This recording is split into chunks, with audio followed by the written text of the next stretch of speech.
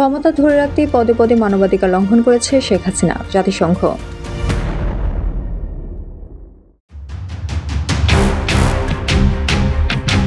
ক্ষমতা ধরে রাখতে পদে পদে মানবাধিকার লঙ্ঘন করেছে ছাত্র জনতার অভ্যুত্থানে পালিয়ে যাওয়া শেখ হাসিনার নেতৃত্বাধীন আওয়ামী লীগ সরকার।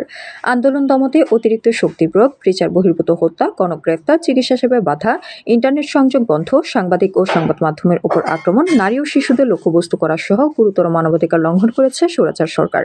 এসব কাজে পুলিশ ও দলীয় বাহিনীর পাশাপাশি গোয়েন্দা সংস্থা ব্যবহার করা হয়েছে। সম্প্রতি জাতিসংঘের মানবাধিকার বিষয়ক হাই কমিশনারের দপ্তর এর তথ্য অনুসন্ধান প্রতিবেদনে এই চিত্র উঠে এসেছে। প্রতিবেদন অনুযায়ী আন্দোলনের শুরুর দিকে 15 জুলাই ছাত্রলীগ ও আওয়ামী লীগ সমর্থকরা ঢাকা বিশ্ববিদ্যালয় এলাকায় ছাত্রদের ওপর ধারালো অস্ত্র ও লাঠি দিয়ে আক্রমণ চালান। এ সময় শিক্ষার্থীদের সহিংসতার হুমকি দেওয়া এবং মারধর করা হয়। পরে ঢাকা মেডিকেল কলেজে চিকিৎসাধীন আহত শিক্ষার্থীদের ওপর পুনরায় হামলা চালায় ছাত্রলীগ। এরপর থেকে 5 আগস্ট পর্যন্ত পুলিশ, র্যাব, বিজিবি ছাত্র জনতার ওপর অতিরিক্ত শক্তি প্রয়োগ করে। রাইফেল ও শটগান ব্যবহার করে নির্বিচার গুলি চালানো হয়। অনেকে সরাসরি কাছ থেকে গুলি করে হত্যা করার প্রমাণ পেয়েছে জাতিসংঘ।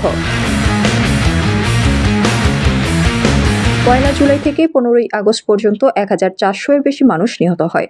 বল প্রয়োগের পাশাপাশি 11,700 এর বেশি বিক্ষোভকারীকে আটক করে আইন শৃঙ্খলা রক্ষাকারী বাহিনী। সরকারি গোয়েন্দা সংস্থা বিক্ষোভকারীদের অপহরণ ও গোপনে আটকে রাখে। আটকদের অনেককে বৈদ্যুতিক শক, মারধর ও মানসিক নির্যাতনের মাধ্যমে জবানবন্দি দিতে বাধ্য করা হয়। Counter terrorism and transnational crime ইউনিটের সদর দপ্তর নির্বিচার আটকদের বন্দিস্থান হিসেবে ব্যবহৃত হয়েছিল। প্রতিবেদনে বলা হয়, আন্দোলনে আহত বিক্ষোভকারীদের অ্যাম্বুলেন্স আটকে হাসপাতালে যাওয়া বাধাগ্রস্ত করা হয়। গোয়েন্দা শাখার সদস্যরা আহতদের জীবন রক্ষাকারী চিকিৎসা সেবা বাধাগ্রস্ত করেন। প্রায় হাসপাতালে রোগীদের জিজ্ঞাসাবাদ, আহতদের গ্রেফতার এবং চিকিৎসা কর্মীদের ভয়ভীতি দেখাতে থাকে।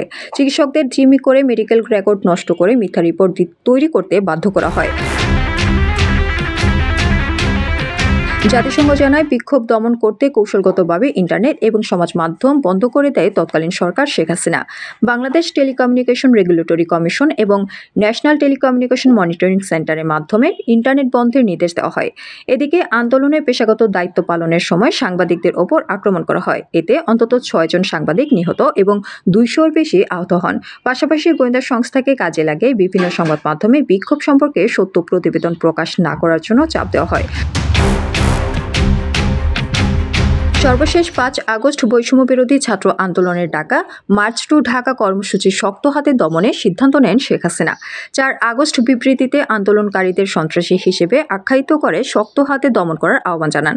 এছাড়া মার্চ টু ঢাকা কর্মসূচি ঠেকাতে রাজধানীর প্রবেশ পথগুলো পুলিশের পাশাপাশি সেনাবাহিনী ও বিজিবি মোতায়েনের ঘোষণা দেন। যেখানে সেনাবাহিনী ও বিজিবি সাজোয়া যান ও সেনা মোতায়েন করে ঢাকার প্রবেশের পথগুলো অবরুদ্ধ করে বিক্ষোভকারীদের প্রবেশে বাধা দেবে। অন্যদিকে পুলিশ উচ্ছৃঙ্খল জনতাকে নিয়ন্ত্রণ করবে। যদিও সেনাবাহিনীর অসহযোগিতার কারণে শেষ মুহূর্তে তার এই পরিকল্পনা ভেস্তে যায়। মানবাধিকার কর্মী অ্যাডভোকেট এলিনা খান গণমাধ্যমকে বলেন, জাতিসংঘের এই তথ্য অনুসন্ধান প্রতিবেদন খুবই গুরুত্বপূর্ণ। এই প্রতিবেদনে শেখ হাসিনার স্বৈরাচারী শাসন আমলের গুম, খুন, নিপীড়ন, নির্যাতন, গণতন্ত্র ও বাক স্বাধীনতা হরণ, দুর্নীতি, জমি দখল সহ মানবাধিকার লঙ্ঘনের সব বিষয় উঠে এসেছে। জমিদার আমলের মতো আয়নাঘর তৈরি করে মানুষকে নির্যাতন করেছেন শেখ হাসিনা। এই প্রতিবেদনের মাধ্যমে সারা বিশ্ব জানল জুলাই আগস্টের আন্দোলন সহ 15 বছরে বাংলাদেশে কি ঘটেছে। সরকারের পক্ষ থেকে হাসিনার বিরুদ্ধে যদি আন্তর্জাতিক আদালতে মামলা করা হয় তাহলে এই প্রতিবেদন একটি দালিলিক প্রমাণ। দেশের আদালতে চলমান মামলাগুলোর ক্ষেত্রেও এটা দালিলিক প্রমাণ হিসেবে কাজ করবে। ভারতের যে মিডিয়াগুলো বাংলাদেশ নিয়ে মিথ্যা অপপ্রচার চালাচ্ছে তাদের এই প্রতিবেদন দেখার পর থেমে যাওয়া উচিত।